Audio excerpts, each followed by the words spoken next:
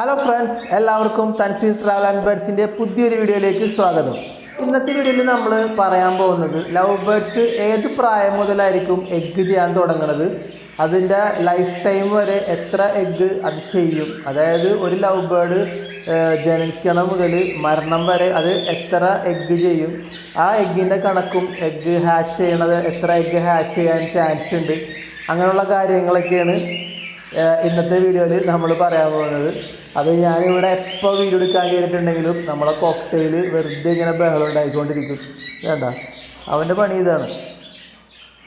ഇപ്പോൾ ഒന്നും ചെയ്യാനില്ല, എന്ത് ക്യാമറ ആയിട്ട് ഇതിൻ്റെ അകത്ത് കയറി അപ്പം സൗണ്ടാണ്. വേണ്ട. അപ്പോൾ ഓക്കെ, നമുക്കെന്തായാലും വീഡിയോയിലേക്ക് കിടക്കാം.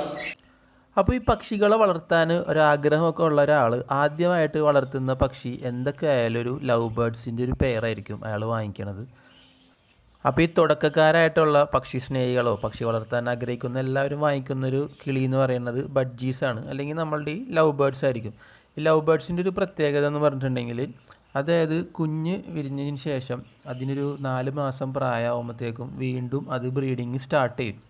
പെട്ടെന്ന് ബ്രീഡിങ് സ്റ്റാർട്ട് ചെയ്യുന്നൊരു പക്ഷീനാണ് ഈ ലവ് ബേർഡ്സ് എന്ന് പറയുന്നത്. അപ്പോൾ അതുകൊണ്ട് തന്നെ എല്ലാവർക്കും ഈ ബേർഡ്സ് ഭയങ്കര പ്രിയപ്പെട്ടതാണ്. നല്ലോണം ബ്രീഡാവും, ബ്രീഡേഴ്സും ഇതിനെ സെലക്ട് ചെയ്യും, അല്ലെ വീടുകളിൽ വളർത്തുന്നവരാണെങ്കിലും ഇതിനെ സെലക്ട് ചെയ്യും. കൂടുതലായിട്ട് പ്രിഫർ ചെയ്യുന്ന ഒരു പക്ഷിയാണ് നമ്മളുടെ ഈ ബഡ്ജീസ്.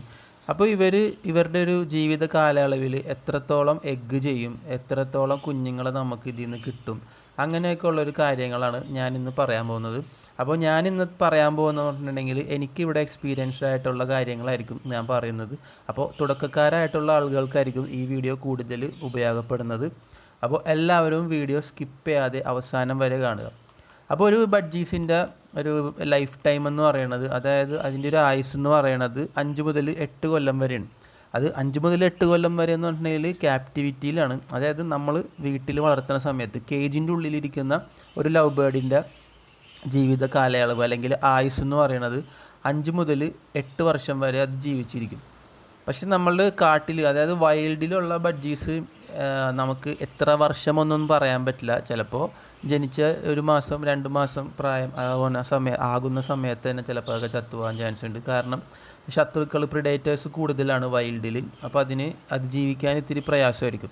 അപ്പോൾ നമ്മൾ ക്യാപ്റ്റിവിറ്റിയിൽ വളർത്തുന്ന പക്ഷികൾ 5 മുതൽ 8 വർഷം വരെ ഇതിന് ആയുസ് ഉണ്ടാവും. അപ്പോൾ ആ ഒരു കാലയളവിൽ ഇത് എത്രത്തോളം എഗ്ഗ് ചെയ്യും, എന്തോരം ബ്രീഡ് ചെയ്യും എന്നൊക്കെ ഞാൻ പറഞ്ഞുതരാം. അപ്പോൾ ഈ ഒരു ബഡ്ജീസ് എന്ന് പറയുന്നത് ശരാശരി ഒരു ക്ലച്ചിൽ 5 മുതൽ 6 എഗ്ഗ് വരെ ഇടും. അതായത് 5 മുതൽ 6 മുട്ടകൾ ഒരു പെയറിൽ നിന്ന് നമുക്ക് ഒരു ക്ലച്ചിൽ ആദ്യ ക്ലച്ചുകളിൽ അല്ലെങ്കിൽ ക്ലച്ചുകളിൽ നമുക്ക് കിട്ടും. ഏറ്റവും കുറഞ്ഞത് 5 എഗ്ഗ് കിട്ടാൻ ചാൻസ് ഉണ്ട്.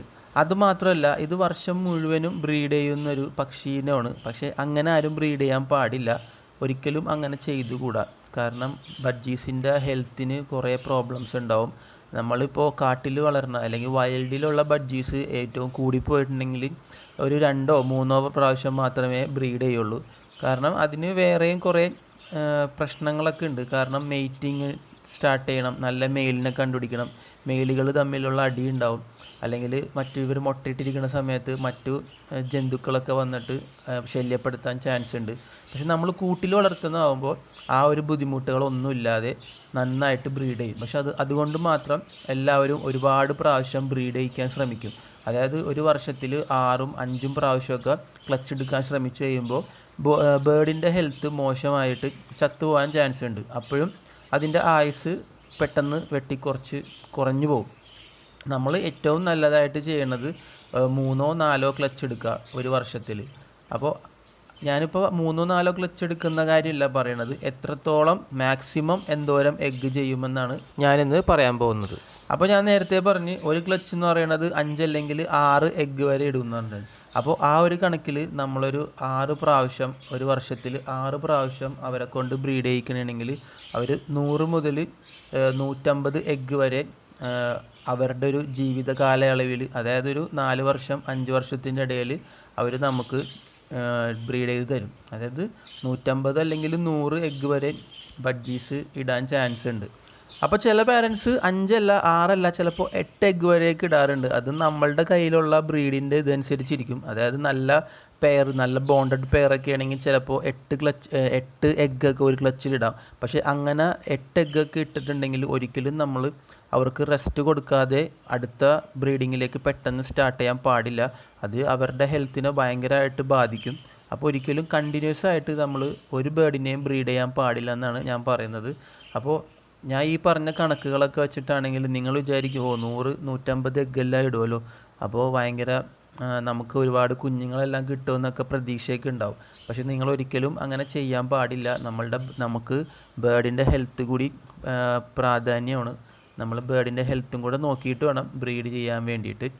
അപ്പോൾ ഇന്നത്തെ വീഡിയോ ഇത്രയേ ഉള്ളൂ. ചെറിയൊരു ഇൻഫോർമേറ്റീവ് വീഡിയോ ആയിട്ടാണ് ഞാൻ ചെയ്തത്. അതായത് ഇവരുടെ എഗ്സിൻ്റെ കൗണ്ടാണ് ഞാൻ ഈ വീഡിയോയിൽ നിങ്ങൾക്ക് പറയാൻ ശ്രമിച്ചത്.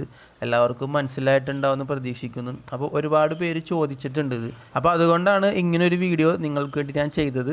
അപ്പോൾ ഓക്കെ, ഇന്നത്തെ വീഡിയോ ഇത്രയേ ഉള്ളൂ. എല്ലാവർക്കും വീഡിയോ ഇഷ്ടമായെന്ന് കരുതുന്നു. വീഡിയോ ഇഷ്ടപ്പെട്ടെങ്കിൽ എല്ലാവരും വീഡിയോ ലൈക്ക് ചെയ്യാൻ മറക്കരുത്. ചാനൽ ആദ്യമായിട്ടാണ് കാണുന്നതെങ്കിൽ ചാനൽ സബ്സ്ക്രൈബ് ചെയ്യാനും മറക്കരുത്. അടുത്തൊരു വീഡിയോ ആയിട്ട് കാണുന്നവരെ എല്ലാവർക്കും ബൈ ബൈ.